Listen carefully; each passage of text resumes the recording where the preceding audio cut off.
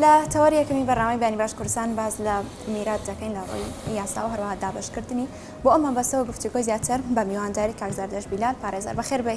باشم ئوستاز بانی ئەوش باش ئەحواڵتان باشە؟ زۆر سپاس تۆ باشی؟ چاوەکەم سپاس دەکەم بەڕێزم. ئێمە باز لە دابشکردنی میرات دەکەین لە ڕۆی یاساوە کەواتە میرات چی دەگرێتەوە؟ خۆی ئێمە سەرەتا پێشەوەی باسی میرات بکەین ئەبێ باسی ئەو بکەین میرات لە چی دەرەکرێ.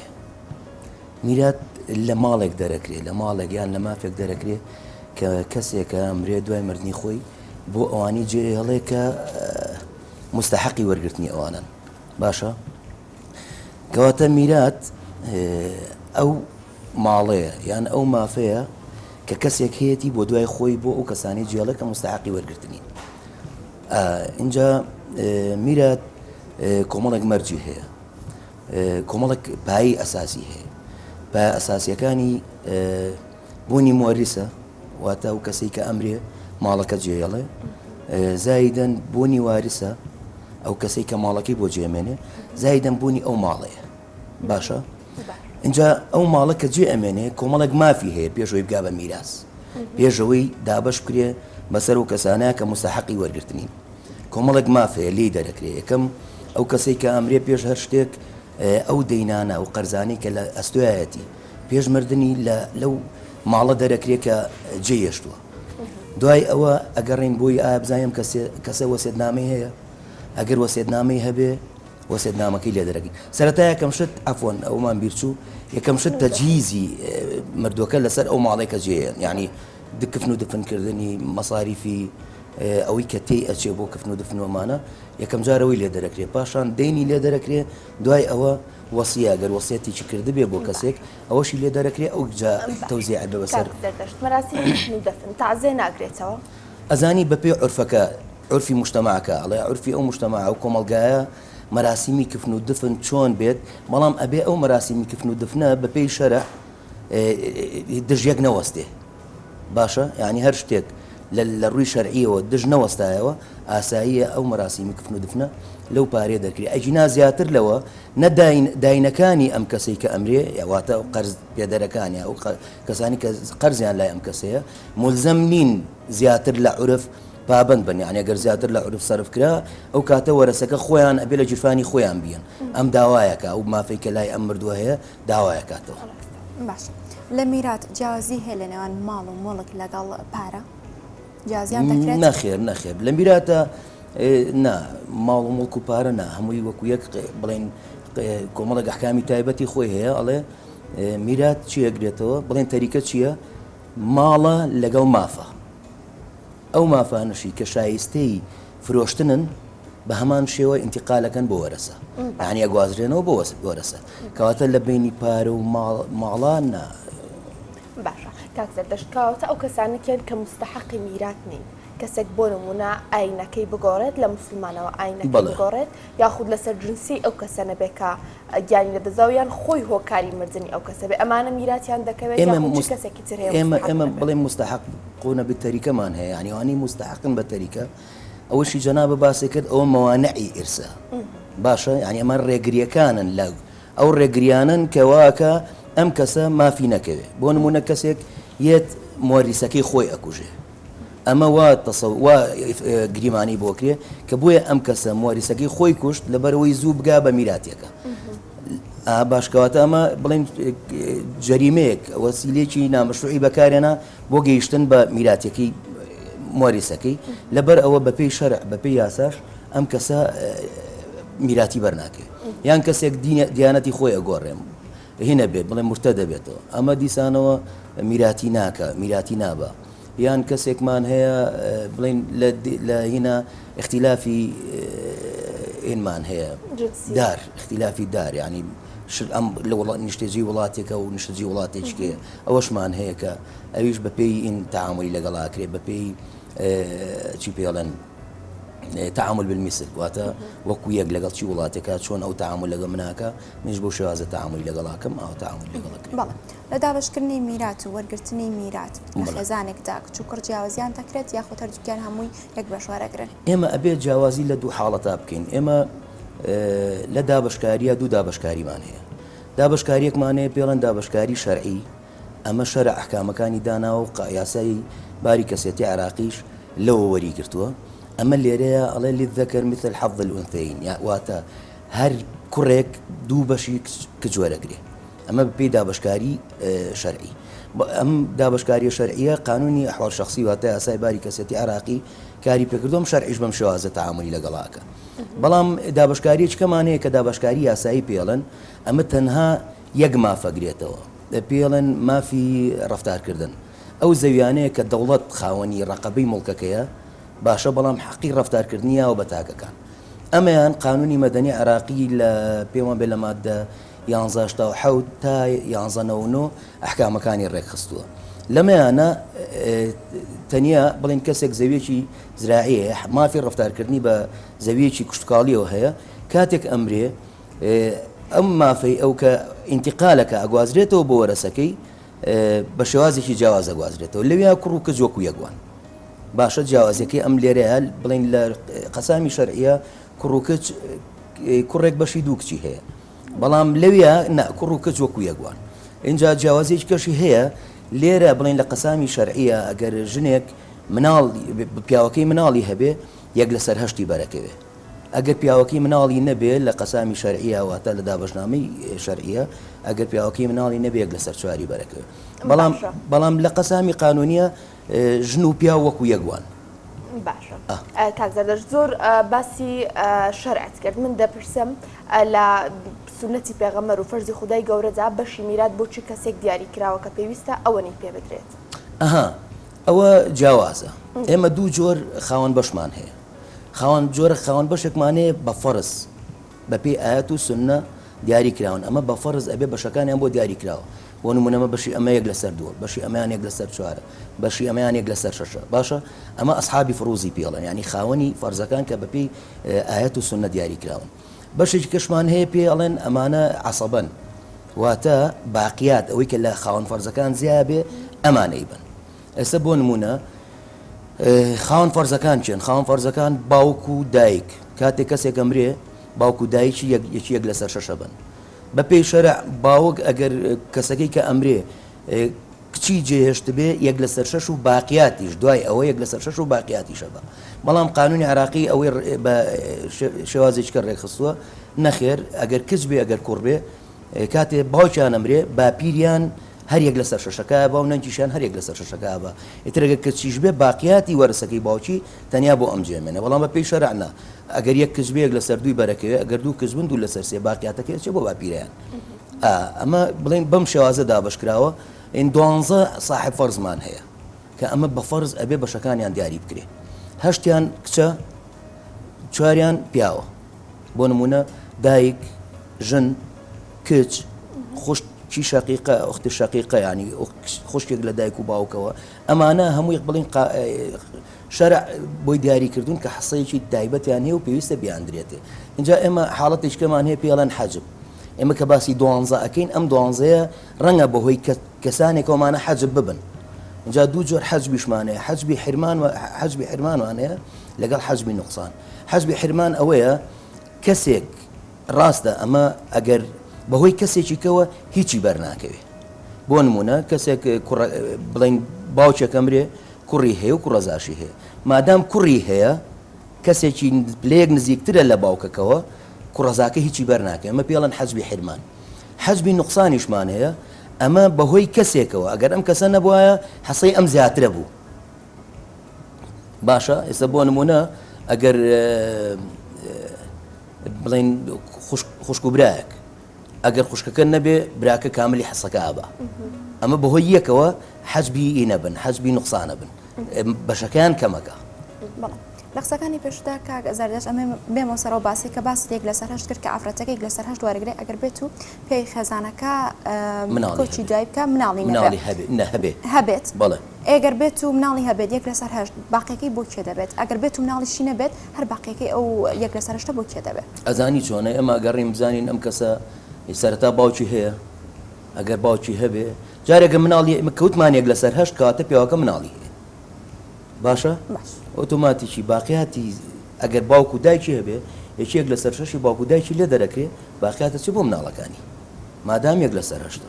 بەڵام ئەگەر یەک لەسەر چوار بوو ئەم ژنە کاتێ مێردەکەی ئەمرێ و یەک لەسەر سواری بەرەکەوێ واتە ئەم پیاوە هیچ مناڵێکی نییە کە هیچ مناڵێکی نەبوو ئێمە ئەگەڕێنەوە بۆ عەسەبەی کە ئەوانەی کە باقیاتی تەریکە بن باشە باوکی هەیە ئەم پیاوە باوکی هەیە یان برایی هەیە یان بڵین ئامۆزایی هەیە واتە لێرە دەدرێت بە ئامۆزاکەش بەڵێ تا ئامۆزاشەڕوە تا ئامۆزاش بەڵێ ڕوە باشە کاک زەردەشت وەسیەتکردن لێرەیە چی ڕۆڵێک دەبینێت بۆ نە کەسێک پێشەوەی بمرێت وەسیەت بکات بڵێت من هەموو ماڵوموتکی خۆم دەدەم بە کچەکەم یا خۆت بە کوڕەکەم ئەمە لە ڕووی یاساییەوە گونجاو و مامەڵی پێوە دەکرێت بەڵێ زۆر گونجاو و یاساژ بڵین مادە 64 یاسای باری کەسێتی عراقی پێناسەی وەسیەکەڵێ ڕفتارکردنی کەسێکە بە ماڵوموتکیەوە بۆ دوای مردنی خۆی باشە کەواتە وەسیە بە پێی قانون تعاملی لەگەڵ کراوە باشەواتە هەموو ماڵوموتکی خۆی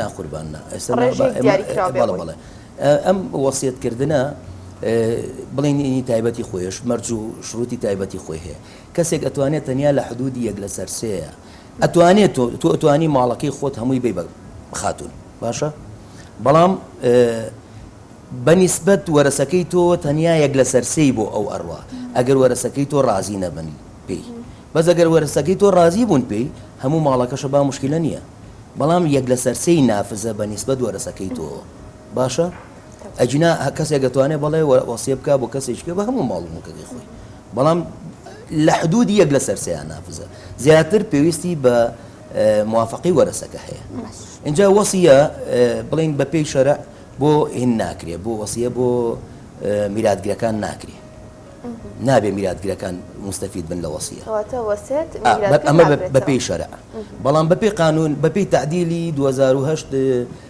قانونی ژمارە 15 2008 هەرێم نەخێر کەسێک دەتوانێت وەسیە بۆ میراتگرەکانیش بکە وەک هەر خەڵکیشی ئاسایی جیازی هەیە لەلایەن وەسایە وەسیەت ئەم جوانە وسایە بۆ کەسێکە کە بەڵێ زۆر جیاوازە وەسیەتکردن وتم وەکو عەرزم کردی کەسەکە خۆی لە ژیانەکە لە ژیان ئاماوە وەسیەکە دوای مردنی خۆی ئەم مڵک و ماڵی بۆ کەسێک بێ بەڵام وسایە ئەوەیەک مناڵێکە بێ سەرپەرشتیارە و کەسێکی بە وەسی بۆ دائەنرێ یعنی دووشتی جیاواز باشە کاتە کاک زەردەشت وەسیەت کە چێتە باری یاساییەوە یعنی چۆنە چێتە باری یاسایی واتە بۆ نمونە واتم ئەمەی کە ئێستا پرسیارم لێەوە کرد وتم هەموو ماڵ و مڵکی با بە کەسێک تۆ وتە هەنێ مەرجی هەیە جگە لەو یەک لە سەرسەیی کە باسی کرد چی مەرجێکی تر وەسیە ئەبێ بەپێی قانون ئەڵێ ئەگەر ئەبێ وەسیە بەردەوام نووسراو بێ باشە ئەبێ بەردەوام نووسراوە بێ زایدەن ئەبێ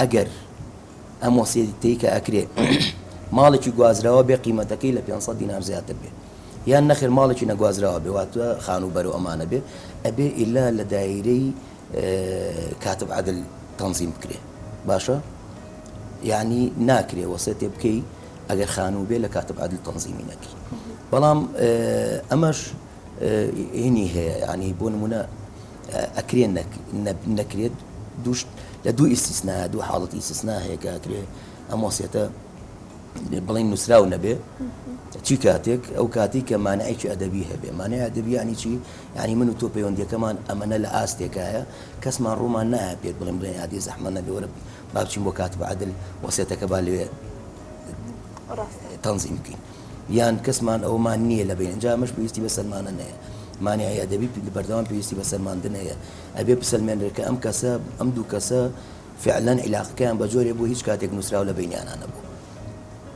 ئەلو کاتیان ئەگەر مانعێکی مادی هەبێ مانعی مادی چییە بەڵێ فعلەن وەسیەتەکە تەنزیم کراوە بەڵام بە هۆکارێک لە دەرەوەی ئیرادێم کەسە نەماوە سووداوە دزراوە ئەمەی بەسەراتوە لەم دوو حاڵەتەیە بە شایید ئەم وەسیەتە ئیسبات دەکرێت ئیتر ماباقیات ئەبێ بە نووسراو بێ یان لە دایرەی کاتب عەدل تەنزیم کرێت بۆ منە پیاوێک کە وەفات دەکات پێشەوەی وەفاتکە وەسیەت دەکات کە 4 منداڵی هەیە 2 منداڵی میراثەکەی وەربگرن 2 منداڵی وەرینەگرن ئەمە یاسا چۆن مامەڵەی لەگەڵ دەکات بەپێی وەسیەتەکە دەڕوا نەخێر بە هیچ جۆرێک کەس ناتوانێت ئەوە ئێمە هێنا ئەوە وەسیەت نییە ئەوە حیرمانی وەرەسەیە لە ئێرس ناتوانێت منداڵەکانی هەندێکی بێ بەش بکات جۆرێک نەخێر هیچ کەس ناتوانێت مناڵەکانی خۆی بۆچی ئێرس دروست نابێت تا کەسەکە نەمرێ باشە تا من نەمرم میراتەکەم دروست نابێ کە منیش مردم ناتوانم کە من مردومی تر چێ هەیە بتوانێت تەعامل بە میراتی منەوە بکە کەواتە میراتی ئێرس مستحقی وارسەکانە باوک ناتوانێت مناڵەکەی خۆی بێبەشکە لە میراتێکی خۆی بەڵام ئەتوانێت بۆ نمونە بە پێی قانون ئەتوانێت بڵێ کوڕەکان و کچەکانم هەمووی ئەوش لە حدودی یەک لە سەرسەیە هەمویان وەکو یەکیان بەربکەوێت بەڵام جالێک لە سەرسەیەکو پێشتر عەرزم کردن ئەبێ دیسانە و موافقەی وەرزەکانی هەموو تابێت هەندێک جار ئەو کەسانەی کە دەکەنە سەرمەرگ و ئیتر لە تەمەنێکدا دەڕۆن ناتوان کاروباری خۆیان ڕایکەن وەکالەت بۆ یەکێک لە منداڵەکانیان دەکەنەوە بۆی بتوانێت مامەڵە بە پارە و پول و ئەملاکەکانی ئەمەوە بکات باشە ئەمە تا چێنێ لە دوای دابشکردنی میرات کاریگەری دەبێ هەروە ئەگەر لەو خاڵی کە باسمان کردوتمان کوشتن و ئاینگۆڕین هەروەها اختلافی دار ئەمانە کەسەکە میراتی ناکەوێت ئەگەر کەسەکە وەسێتی ئەو کەسی کە وەسێتەکە دەکات تەزویر بکات ئەمەش بەری دەکەوێت میرات چۆن تەسویر بکەیانی واتە وتمان ئەتوانێت لە ڕێگەی کاتب عەدلیشەوە وەسێت نامە نەکرێت باشە وەسیەکە تەزویر بکە بەڵێ وەسیەکە تەزویر بکات وەسیەکە بۆ مەسلحەتی خۆی تەزویری بکە بۆ مەسلحەتی خۆی ئەی خودی ئەمە ئینمانەیە بە پێی قانون تەزویر یەکێک لە جەریمە گەورەکان باشە سزاکەشی نزیکی تا 15 ساڵۆمانەیە لەبەر ئەوە تۆ کاتێک ئێمە بۆمان سەلما ئەمە تەزویرە ئێمە ناتوانین حرمانیکەین لە حەقا میراتی خۆی بەڵام لە بەرامبەرە جەریمەیەکی کردووە و سزای جەریمەکەی وەرەگرێ باش ئەو وەکالەتی کە باسم وەکالەت ئەگەر وەکالەت کەسێک بیکاتەوە ئاساییە ئەمە عادەتەن وەکالەت مەرجی وەکالەت چیە کە لە مەرجە سەرەکیەکانی وەکالەت ئەوەیە کاتێکە بەتاڵە بێتەوە هەر کاتێک موەکیل مرد وەکیل وەکالەتەکەی نامێنێ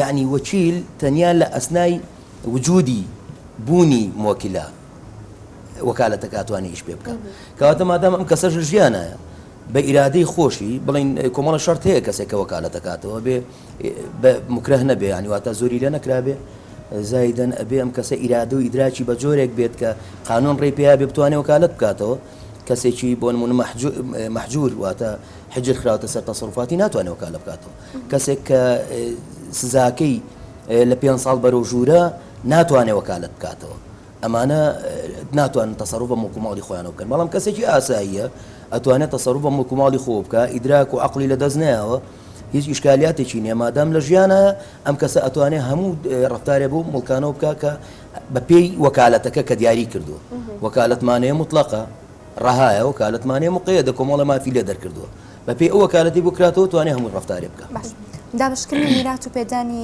میرات بە منداڵ گەر بێت و دانەیەکیان تەمەنی لە خوار 18 ساڵ بێت ئەو بەشەی ئەو منداڵە چی بەسەر ئەچێتە ڕێعای قاسری ئەو منداڵە بەشەکەی وەرناگرێت بۆ نەگەردێک و بەشی نەمێنێت ئەمە دایرەی ڕێعای قاسرین سەرپەرشتی مڵکوماڵەکەیەکە باشە وەکو پێشتر عەرزم کردن کاتێککە کەسێک سەرپەرشتیاری نییە سەرپەرشتیاری بۆ دانرێت لەلایەن مەحکەمەوە باشە ئەم سەرپەرشتیارە دایرەی ڕێعای قاسرین تعاملی لەگەڵاکە بەپی پێداویستی مناڵەکە ماگانە پارە ئەیا بەم سەرپەرشتیارە باشە ماگەنە پارەیەتی بۆ بەخێوکردنی مناڵەکە ئەمەش زیاتر بۆ پاراستنی مڵکوماڵی مناڵەکەیە نەک بۆ دژایەتیکردنی مناڵەکە چونکە ئەگەر ئەم پارەیە بدرێ بە مناڵەکە مناڵ ئێمە ئەزانی نانی مادام ڕاستە تەمیزی هەیە بەڵام مادام نەگەشتۆتە تەمەنی کامڵبوون سنی ڕۆژدی پێڵین ئێمە 18 ساڵی تێنەپارێەوە کاتەم کەسە ناقص ئەهلیەیە ئەهلی کامل نییە مادام ئەهلی کامل نییە ئەکرێ ئەم کەسە زوڵ بخەڵەتێنرێ